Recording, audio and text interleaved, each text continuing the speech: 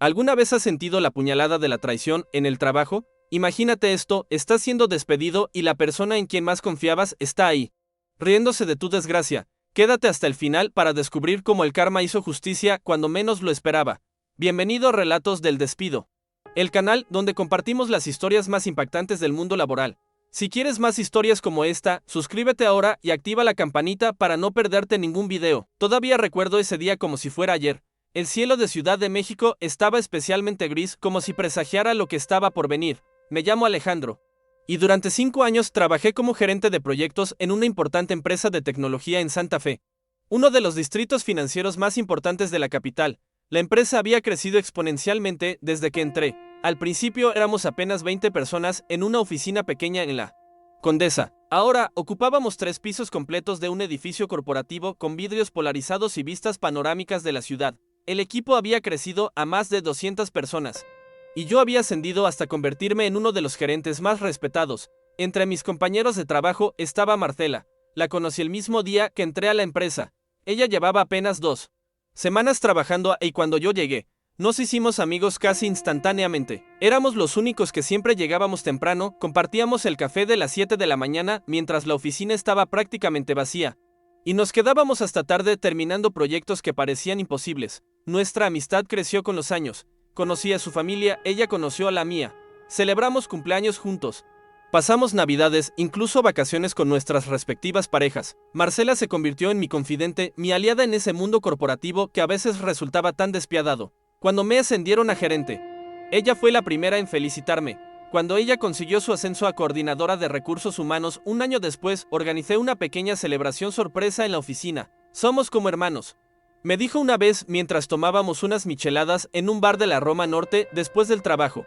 Pase lo que pase, siempre estaré ahí para ti, Ale. Y le creí, con toda mi alma le creí. El primer indicio de que algo andaba mal llegó en forma de rumores. La empresa había tenido un trimestre complicado. Las ventas habían bajado. Un cliente importante nos había abandonado para irse con la competencia. Y el ambiente en la oficina se estaba volviendo cada vez más tenso. Los pasillos se llenaban de susurros sobre posibles recortes de personal. No te preocupes, me dijo Marcela una mañana mientras tomábamos nuestro café ritual. Tú eres intocable, nadie conoce los proyectos como tú. Sus palabras me tranquilizaron momentáneamente. Después de todo, ella estaba en recursos humanos. Si alguien tenía información privilegiada sobre los movimientos de personal era ella. Pero algo en su mirada me inquietó, un brillo extraño.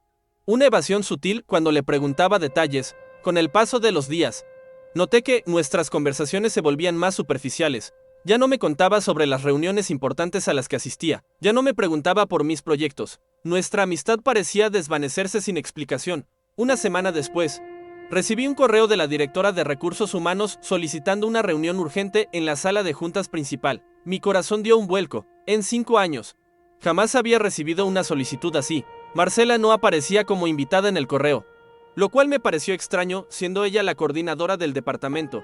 Le escribí un mensaje, ¿sabes de qué se trata la reunión con RH? Su respuesta tardó más de 1 hora en llegar. No puedo hablar de eso. Lo siento. Esas 7 palabras me golpearon como un puñetazo al estómago.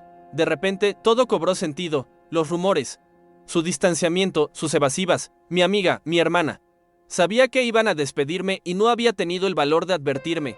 La mañana de la reunión llegué a la oficina más temprano que de costumbre.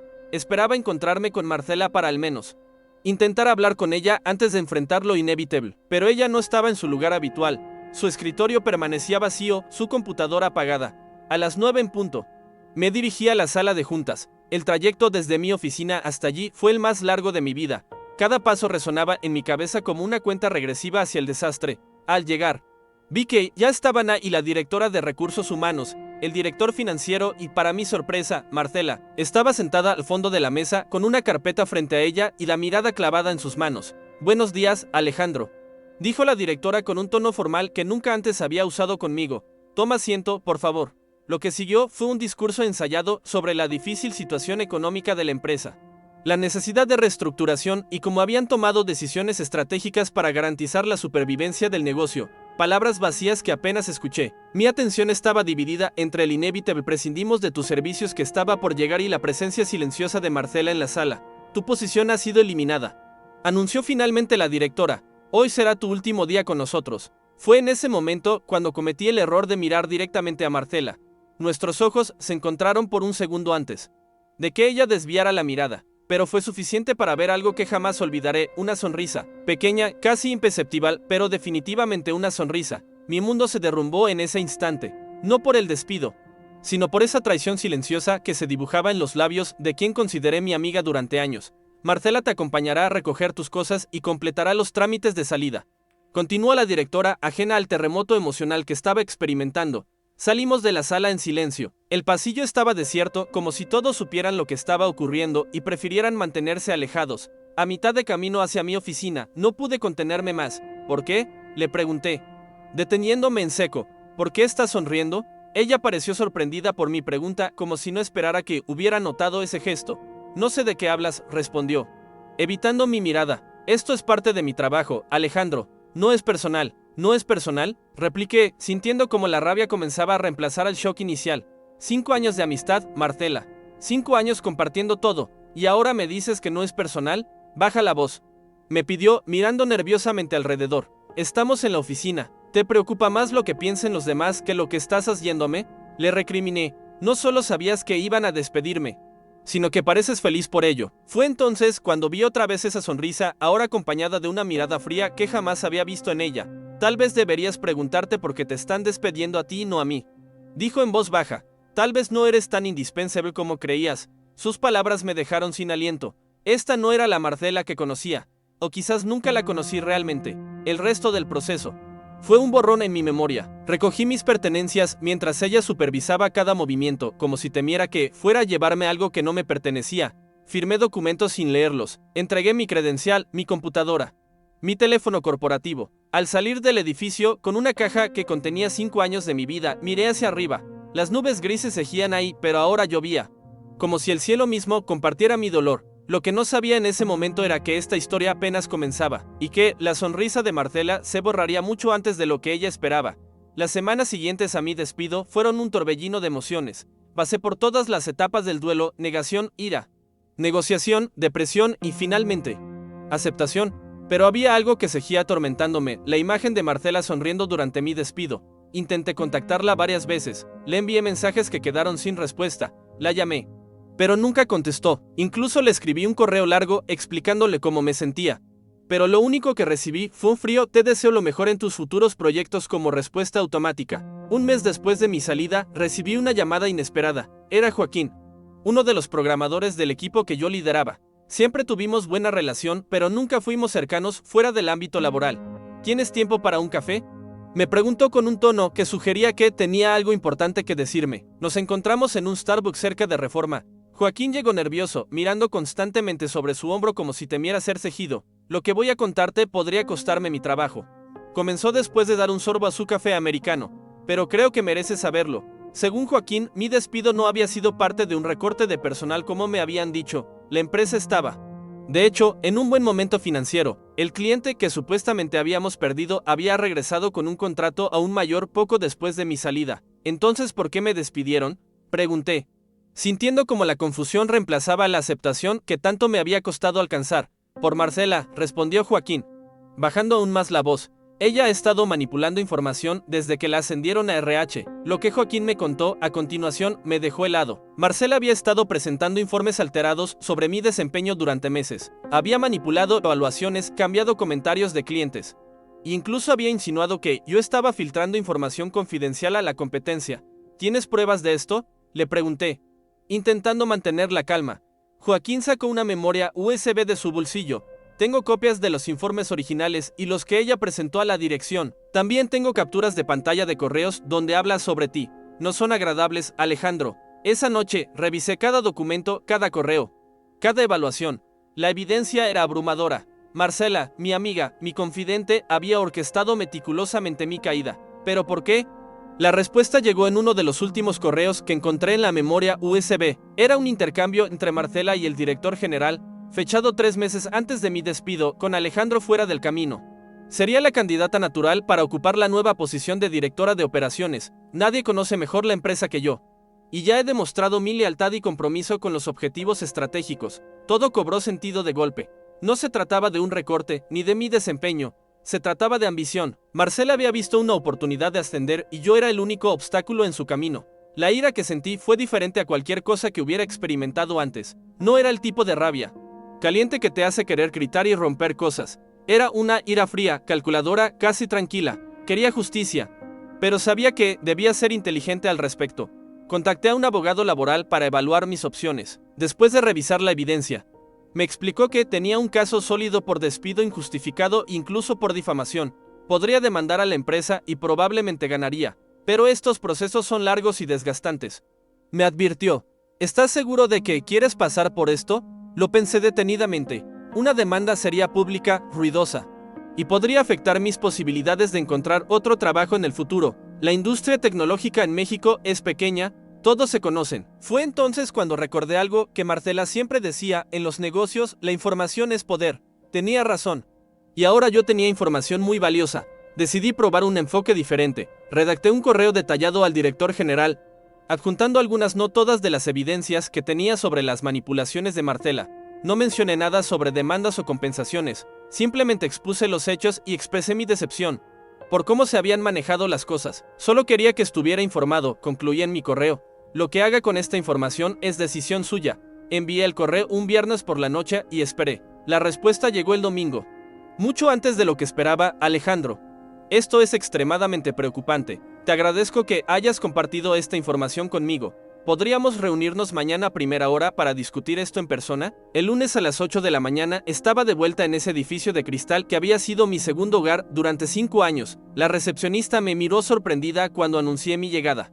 Pero el director general ya había dejado instrucciones para que me permitieran el acceso. Su oficina era exactamente como la recordaba, minimalista, ordenada, con esa vista impresionante de la ciudad que tanto envidiaban todos. Me recibió con un apretón de manos firme y una expresión grave. He revisado todos los documentos que enviaste, comenzó, yendo directo al grano. También he ordenado una auditoría interna de todos los procesos en los que Marcela ha estado involucrada.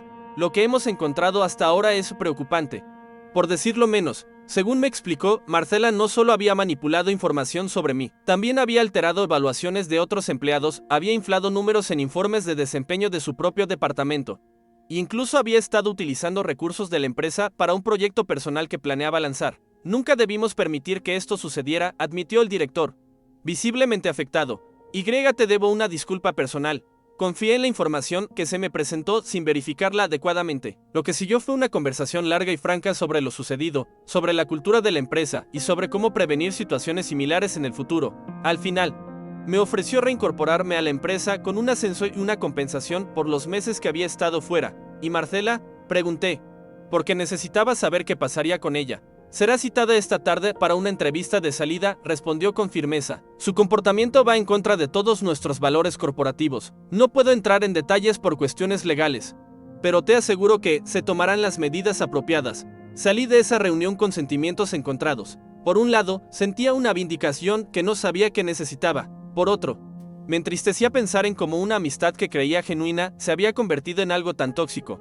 Decidí no aceptar inmediatamente la oferta de regresar. Necesitaba tiempo para procesarlo todo, para decidir si realmente quería volver a un lugar donde me habían dado la espalda tan fácilmente. Entiendo, dijo el director. La oferta sigue en pie cuando estés listo. Lo que no sabía en ese momento era que pronto tendría una última confrontación con Marcela. Una que cambiaría por completo mi perspectiva sobre todo lo sucedido. Aquella tarde, después de mi reunión con el director general, decidí caminar por Paseo de la Reforma para despejar mi mente. El día era sorprendentemente claro para ser temporada de lluvias en la Ciudad de México. El ángel de la independencia brillaba contra el cielo azul, como un recordatorio de que, incluso después de las batallas más duras, siempre hay motivos para mantenerse de pie. Mi teléfono vibró con un mensaje de Joaquín. Ya se enteró, está furiosa. Ten cuidado. No necesitaba preguntar a quién se refería. Marcela sabía que había sido descubierta y, conociendo su carácter, no se iría silenciosamente. A las 6 de la tarde recibí otro mensaje. Esta vez de un número desconocido. Te espero en el Péndulo de Polanco a las 8. Tenemos que hablar. El Péndulo era una librería al café donde Marcela y yo solíamos reunirnos cuando queríamos hablar. Lejos de la oficina. Era un lugar neutral, público y con el suficiente ruido ambiental para mantener las conversaciones privadas. Dudé sobre si debía ir. ¿Qué más quedaba por decir? Pero la curiosidad pudo más que la prudencia. Respondí con un escueto ahí estaré y me dirigí hacia allá.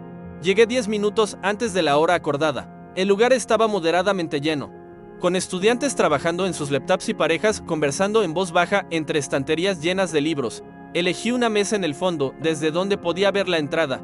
Marcela llegó puntual.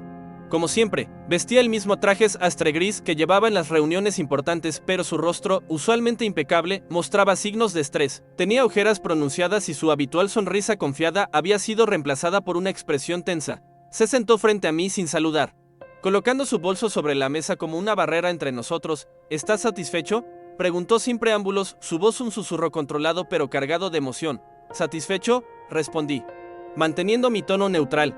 No creo que esa sea la palabra correcta, Marcela. No obtuve ninguna satisfacción al descubrir que mi amiga me traicionó sistemáticamente durante meses. No te hagas la víctima, Alejandro, espetó, inclinándose hacia adelante. Sabes perfectamente que, en este negocio, solo sobreviven los más fuertes. Yo solo jugué mejor que tú. Su descaro me dejó momentáneamente sin palabras. Esperaba negaciones, tal vez incluso disculpas, pero no esta fría admisión. ¿Jugar?, respondí finalmente. ¿Eso fue para ti nuestra amistad? ¿Un juego? Algo cambió en su mirada entonces. Por un segundo vi un destello de la Marcela que creía conocer, pero desapareció tan rápido como llegó. Los dos sabíamos que solo había espacio para uno de nosotros en la dirección, dijo, recuperando su tono frío.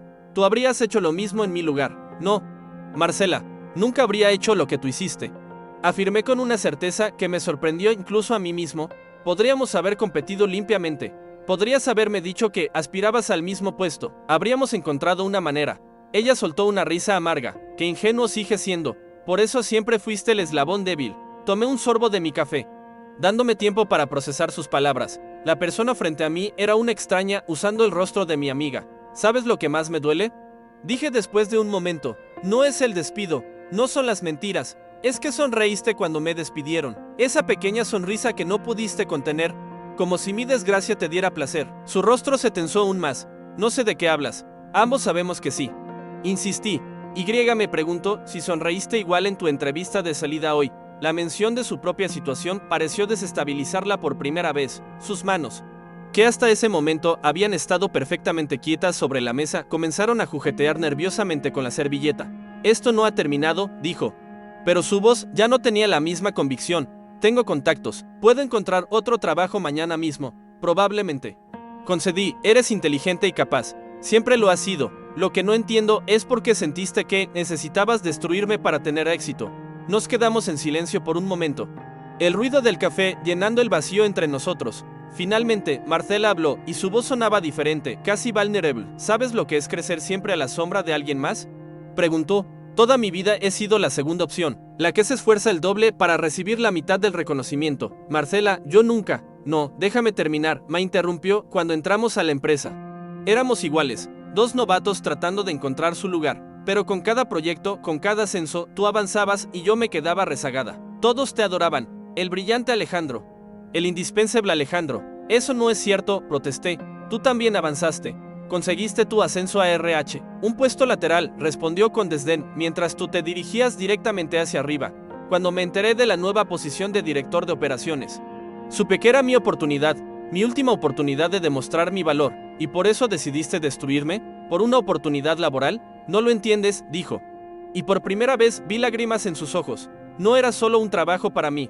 Era validación, era demostrarme a mí misma que podía ser la primera opción por una vez en mi vida. La sinceridad en su voz me desconcertó. Por un momento, vi a la verdadera Marcela detrás de la máscara de ambición y frialdad, una persona insegura, herida, que había convertido su dolor en armas contra los demás. Lo siento si alguna vez te hice sentir menos, dije después de un largo silencio. Nunca fue mi intención. Ella se secó una lágrima furtiva con el dorso de la mano. No se trata de tus intenciones, Alejandro. Se trata de cómo me hiciste sentir. Aún así, insistí, lo que hiciste estuvo mal. Manipulaste información, mentiste. Me traicionaste. Ningún sentimiento de inadecuación justifica eso. Lo sé, admitió, y parecía que esas dos palabras le costaban un esfuerzo monumental. Ahora lo he perdido todo. El trabajo, mi reputación, nuestra amistad. ¿La valorabas realmente?, pregunté, y era una pregunta genuina. ¿Nuestra amistad? Ella me miró directamente a los ojos por primera vez desde que se sentó. Más de lo que nunca sabrás. Pero el miedo y la ambición pueden convertirte en alguien que ni tú mismo reconoces. No tenía una respuesta para eso. Nos quedamos en silencio nuevamente, cada uno perdido en sus propios pensamientos. ¿Qué harás ahora?, Pregunté finalmente. Empezar de nuevo. Respondió con un suspiro. Lejos de aquí, probablemente. La industria es pequeña y las noticias viajan rápido. Te ofrecieron una indemnización, supongo. Lo justo según la ley, nada más, dijo con una sonrisa triste. No estoy exactamente en posición de negociar después de lo que hice, asentí. Comprendiendo la ironía de la situación. ¿Sabes? Me ofrecieron volver, le conté, con un ascenso. Sus ojos se abrieron con sorpresa. ¿Vas a aceptar? No lo sé. Respondí honestamente. Hay muchas cosas que procesar. Terminamos nuestros cafés en silencio. Cuando llegó el momento de despedirnos, Marcela extendió su mano hacia mí, un gesto formal que contrastaba dolorosamente con los abrazos que solíamos compartir. Te deseo lo mejor, Alejandro, dijo. Y por primera vez en mucho tiempo, sonaba sincera. De verdad. Tomé su mano y la apreté brevemente. Igualmente, Marcela. Mientras la veía alejarse entre las estanterías de libros. Me di cuenta de que no sentía la satisfacción que había esperado. No había ganadores reales en esta historia. Solo dos personas que habían perdido algo valioso en el camino. Lo que no sabía entonces era que nuestros caminos volverían a cruzarse de la manera más inesperada. Y que la verdadera resolución de nuestra historia aún estaba por llegar. Pasaron 6 meses desde aquella conversación en el péndulo. Decidí no regresar a la empresa a pesar de la generosa oferta. En lugar de eso, acepté una posición en una startup emergente que estaba revolucionando el sector fintech en México. Era un riesgo, pero también una oportunidad de comenzar de cero. Sin el peso de las historias pasadas, la vida siguió su curso. Poco a poco, el dolor de la traición de Marcela fue disminuyendo. Reemplazado por las nuevas experiencias y desafíos que traía mi trabajo. No volví a saber de ella directamente, aunque ocasionalmente escuchaba rumores a través de antiguos colegas. Al parecer, había encontrado trabajo en Monterrey, lejos del epicentro tecnológico de la Ciudad de México. Era un miércoles por la tarde cuando recibí una llamada de un número desconocido. Normalmente no contestaría, pero estaba esperando noticias de un cliente potencial y pensé que podría ser él. ¿Alejandro Gutiérrez?, preguntó una voz femenina que no reconocí. Sí, ¿con quién hablo? Soy Lucia Méndez, del Hospital Ángeles. Tengo a una paciente aquí que ha solicitado contactarlo. Su nombre es Marcela Vega. Mi corazón dio un vuelco. ¿Está bien? ¿Qué ocurrió? Ha sufrido un accidente automovilístico, explicó la enfermera con tono profesional. Está estable. Pero pidió específicamente que lo llamáramos a usted. Sin pensarlo 2 veces, le dije que iría inmediatamente. Cancelé mis reuniones del resto del día y me dirigí al hospital. Ubicado en las lomas de Chapultepec, durante el trayecto, mi mente era un torbellino de preguntas. ¿Por qué me había contactado a mí? Habíamos perdido todo contacto y nuestra última conversación difícilmente podría calificarse como una reconciliación. Quizás no tenía a nadie más a quien llamar, o tal vez, como suele suceder en momentos de crisis, buscaba conexiones con su pasado. El hospital era un edificio imponente con fachada de cristal y acero. En la recepción, me identifiqué y me indicaron la habitación donde se encontraba Marcela. Mientras subía en el ascensor, sentí una mezcla de ansiedad y curiosidad. La habitación Q7 tenía la puerta entreabierta. Toqué suavemente antes de entrar. «Marcela», llamé en voz baja. Lo que vi me impactó. Marcela estaba recostada en la cama, conectada a varios monitores. Tenía un brazo enyesado, varios cortes en el rostro, y una palidez que contrastaba dramáticamente con su habitual vitalidad. Pero lo que más me impresionó fue su expresión al verme, una mezcla de alivio y vergüenza. «¿Viniste?», dijo con voz débil. «Por supuesto», respondí, acercándome a la cama. «¿Cómo te sientes?», como si me hubiera arrollado un camión. Intentó bromear, pero una mueca de dolor interrumpió su sonrisa. «Fue solo un coche. Para que conste». Me senté en la silla junto a su cama, sin saber exactamente qué decir. El silencio entre nosotros estaba cargado de historias no contadas y disculpas no pronunciadas. «Gracias por venir», dijo finalmente. «Sé que probablemente soy la última persona que quieres ver». «Eso no es cierto», respondí, y me sorprendió darme cuenta de que era verdad. «¿Qué pasó, Marcela?». Ella suspiró, mirando hacia la ventana donde se veía el atardecer sobre la ciudad. «Iba camino a una entrevista de trabajo», explicó. «Un conductor distraído se pasó un semáforo en rojo. Los médicos dicen que tuve suerte». «Lo siento mucho», dije sinceramente. «No lo sientas», respondió ella. «De cierta forma, creo que el universo me está dando lo que merezco». «Nadie merece esto», protesté, sin importar lo que haya hecho en el pasado. Ella me miró con una intensidad que me recordó a la antigua Marcela, la que creía conocer tan bien. «He tenido mucho tiempo para pensar estos meses», dijo, «sobre lo que hice, sobre quién soy realmente. No he podido perdonarme, Alejandro». «Marcela, no, déjame terminar», insistió. «Necesito decir esto. Lo que te hice fue imperdonable. Traicioné nuestra amistad, te lastimé deliberadamente, y todo por ambición. He estado viviendo con esa culpa cada día». Sus palabras parecían sinceras, desgarradoras en su honestidad. «¿Por qué me llamaste a mí?», pregunté. «Debes tener familia». Otros amigos, mi familia está en Veracruz, tardarían horas en llegar, explicó. En cuanto a amigos, resulta que cuando construyes relaciones basadas en la conveniencia y la manipulación, no te quedan muchos amigos reales cuando los necesitas. Había una vulnerabilidad en su voz que nunca había escuchado antes. Pero más que eso, continuó, te llamé porque necesitaba decirte algo en persona. Algo que debí decirte hace 6 meses en esa cafetería. ¿Qué cosa? Pregunté, intrigado. Que lo siento, dijo. Y vi lágrimas formándose en sus ojos. De verdad lo siento, Alejandro. No hay excusas, no hay justificaciones. Lo que hice estuvo mal. Y he pagado el precio cada día desde entonces. El silencio volvió a instalarse entre nosotros. Pero era diferente ahora, menos tenso, más reflexivo. ¿Sabes por qué sonreí ese día? Preguntó de repente. ¿Cuándo me despidieron? Pregunté, sorprendido de que sacara el tema. Asintió. No fue porque me alegrara de tu desgracia. Fue nerviosismo. Culpa cuando nuestros ojos se encontraron, supe que habías visto a través de mí. Que de alguna manera sabías que yo estaba detrás de todo. Esa sonrisa fue mi máscara desmoronándose. No supe qué responder a eso. ¿Cambiaba algo saberlo? No estaba seguro. En mi entrevista de salida, continuó ella, no sonreí, lloré. Lloré por todo lo que había perdido, por la persona en la que me había convertido. Nos quedamos en silencio nuevamente. Cada uno procesando las palabras del otro. ¿Cómo es tu nuevo trabajo?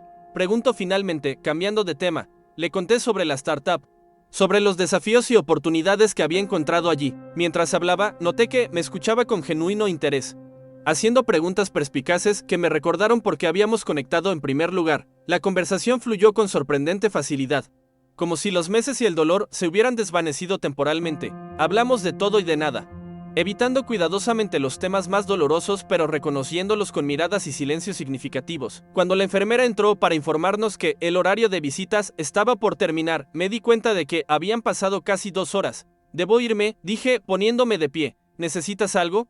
¿Puedo traerte algo mañana? ¿Vendrás mañana? Preguntó y la sorpresa en su voz era evidente. Si quieres que venga, respondí, sorprendiéndome a mí mismo con la oferta. Me gustaría eso. Dijo con una pequeña sonrisa, la primera genuina que le había visto en mucho tiempo. Mientras caminaba hacia la salida del hospital, reflexioné sobre lo sucedido. No había perdonado completamente a Martela, y probablemente nunca confiaría en ella como antes, pero había algo liberador en ese encuentro. Como si finalmente pudiera soltar parte del peso que había estado cargando desde mi despido. En los días siguientes, visité a Marcela regularmente. Nuestras conversaciones se volvieron más profundas, más honestas. Hablamos de nuestros errores, de nuestros miedos, de nuestras esperanzas. No éramos los mismos que habíamos sido antes, pero quizás eso era lo mejor. Cuando finalmente le dieron el alta, la ayuda a instalarse en su apartamento. No éramos amigos como antes, pero tampoco éramos enemigos. Éramos 2 personas que habían aprendido lecciones difíciles sobre la ambición, la traición y, finalmente, sobre el perdón. Un mes después, recibí un mensaje de Marcela. Había conseguido un trabajo en una ONG que ayudaba a mujeres emprendedoras en zonas marginadas de la ciudad. No paga tanto como el mundo corporativo, escribió.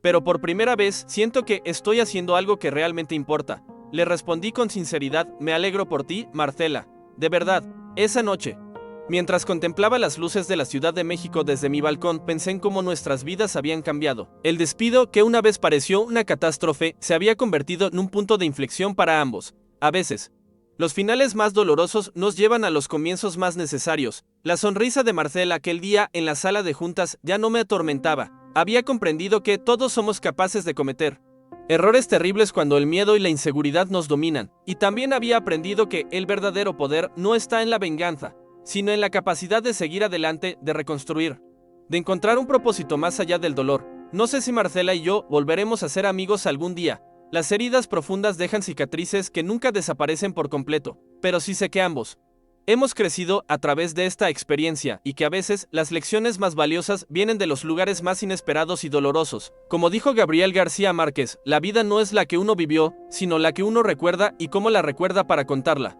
Y esta historia, con todas sus complicaciones y matices, ahora forma parte de quién soy, no como una herida abierta, sino como una lección aprendida en el complejo camino de la vida. Y así termina mi historia. Una experiencia que me enseñó sobre la traición, el perdón y la capacidad humana para cambiar. A veces, las personas que más nos lastiman son aquellas que más cerca estuvieron de nuestro corazón, pero también son las que más nos enseñan sobre nosotros mismos. ¿Te ha pasado algo similar en tu trabajo? ¿Has experimentado una traición que terminó enseñándote algo valioso? Cuéntame tu experiencia en los comentarios. Tu historia podría ayudar a alguien que está pasando por algo parecido en este momento. Si esta historia te resonó de alguna manera, no olvides suscribirte a Relatos del Despido. Cada semana compartimos experiencias reales que nos muestran el lado humano del mundo laboral. Con todas sus luces y sombras, activa la campanita para no perderte ningún episodio y ser parte de esta comunidad donde transformamos nuestras experiencias difíciles en aprendizajes valiosos. Recuerda, a veces, quienes ríen primero no siempre ríen mejor. Nos vemos en el próximo relato.